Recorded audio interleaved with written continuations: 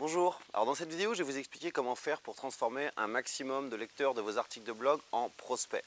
En fait effectivement j'ai remarqué qu'il y avait un problème, pour beaucoup de clients qui me le disent, ils rédigent de nombreux articles de blog et au final ils se rendent compte que sur peut-être je sais pas, allez faisons simple, sur 1000 visiteurs à la fin du mois qui sont venus exclusivement avec des articles de blog, ils se retrouvent peut-être avec 40 ou 50% de prospects. Et encore ça c'est pour ceux, 40 ou 50 prospects pardon. Encore ça c'est pour ceux qui convertissent on va dire à peu près bien, qui arrivent à faire 4 à 5% de taux de conversion.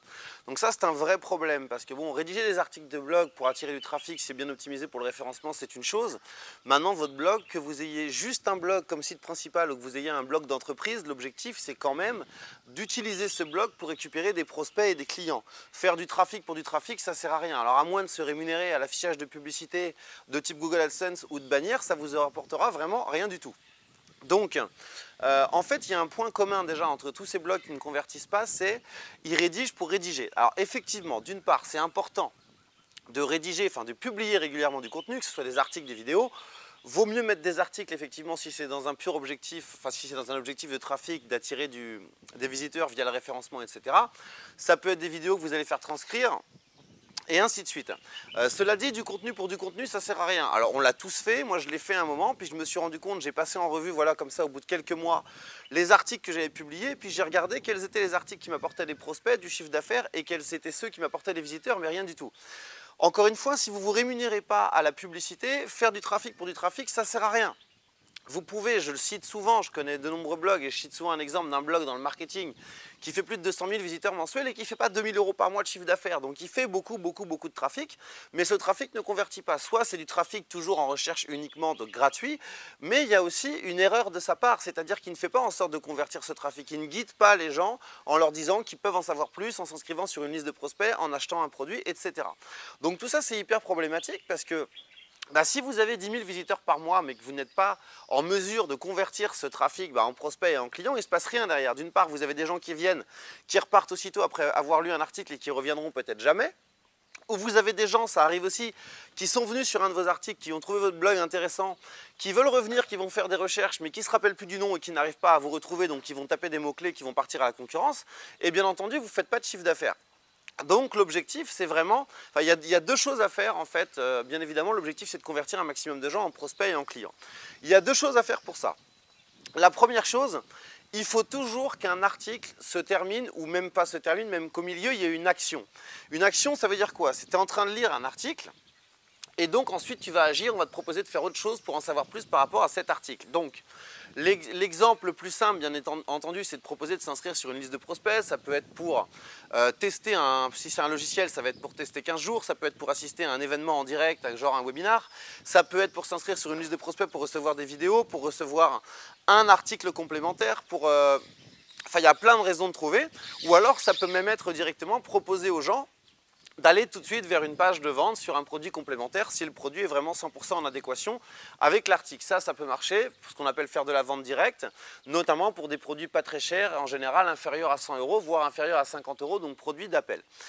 Donc la première chose à faire, c'est de toujours se dire: est-ce que mon article, je peux mettre une action? Moi, en général, maintenant, je ne rédige plus d'articles si ce n'est pas possible de mettre une action derrière. Donc, j'ai oublié les articles polémiques, les articles théoriques, les articles un petit peu, coup de gueule, etc. Je le faisais parce que ça apportait du trafic avant. Maintenant, je ne le fais plus parce que, oui, ok, c'est sympa, ça fait partager mon point de vue, ça fait un peu de buzz, ça attire du trafic, mais derrière, ça ne convertit pas parce que c'est très compliqué de convaincre des gens sur un article coup de gueule, polémique, théorique ou autre. Donc, du coup, ça, je ne fais plus.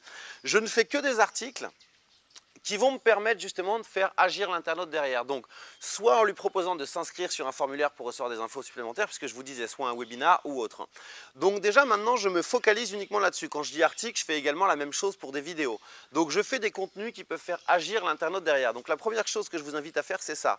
Si vous avez un planning de rédaction de sujets d'articles que vous avez prévu de rédiger peut-être sur 15 jours, sur un mois, mettez de côté les articles pour lesquels vous ne pouvez pas convertir. Ensuite, la deuxième chose, si vous avez, donc une fois que vous avez rédigé vos articles, vous le rédigez, vous ne réfléchissez pas forcément à la conversion et une fois que vous avez fait votre article, vous allez repasser dessus et vous allez vous dire à quel endroit je peux mettre des incitations à l'action pour que les gens aillent plus loin, que ce soit pour aller vers une page de vente, que ce soit pour aller sur une liste de prospects, etc. Vous faites ça, vous essayez de mettre une incitation à l'action au milieu de l'article et à la fin de l'article. Ensuite, ce que vous allez faire, je vous déconseille de le faire au début parce qu'au début, les gens n'ont pas encore pris connaissance de votre contenu, donc c'est plus difficile de les convertir. Ensuite, ce que vous allez faire, c'est que vous allez tout simplement prendre le temps de créer un call to action avec ce qui va derrière, donc très complémentaire à l'article. Donc si c'est un article et que vous vous dites que les gens peuvent aller plus loin via des vidéos, via un PDF ou autre, vous allez prendre le temps dans votre logiciel d'emailing de créer un formulaire, vous allez prendre le temps peut-être de créer une landing page, de créer une liste dans votre logiciel d'emailing. Si vous avez pris 1 heure à rédiger un contenu ou même à faire une vidéo, il est important de prendre 1 heure supplémentaire pour créer un contenu qui va donner envie aux internautes de s'inscrire pour en savoir plus. C'est uniquement de cette manière que vous allez pouvoir convertir un maximum de lecteurs en prospects. Si vous avez des produits, plusieurs produits, faites toujours en sorte d'essayer de choisir le produit le plus en adéquation avec votre article pour dire aux gens qu'ils peuvent en savoir plus et donc vous mettez un lien, une bannière, un bouton pour qu'ils aillent vers ce produit, mais sans parler de prix, sans parler de produit. Dites-leur simplement comme si c'était un article similaire. Si vous avez aimé cet article, vous pourriez être intéressé par mon article qui parle de, et là vous mettez un lien vers par exemple une page de vente. Ça peut marcher aussi. Si vous n'avez pas de produit similaire et si vous n'avez pas le temps de créer justement une liste dans votre logiciel d'emailing avec du contenu supplémentaire, des vidéos, etc., dans ces cas-là, vous pouvez proposer aux gens de s'inscrire à un webinar. Dans ce cas, tout simplement, vous préparez peut-être une bannière ou un pop-up, vous expliquez que vous allez organiser un événement en direct, donc un webinar en rapport avec le thème de votre article et que vous allez ensuite leur envoyer par email la date avec les liens pour y accéder, etc. Vous faites ça par exemple, vous voyez comment ça se passe au bout d'une journée que vous avez publié votre article, vous allez peut-être faire 20, 30, 50, 100 prospects, ça dépend de votre trafic. Et à la fin de la journée, vous préparez une landing page, vous proposez aux gens d'assister à un webinar, par exemple, si c'est le lundi que vous avez publié votre article, le jeudi d'après et ainsi de suite. Donc ça marche très bien pour collecter des emails ciblés. Je le fais souvent quand je n'ai pas de produit tout de suite et ça marche très bien.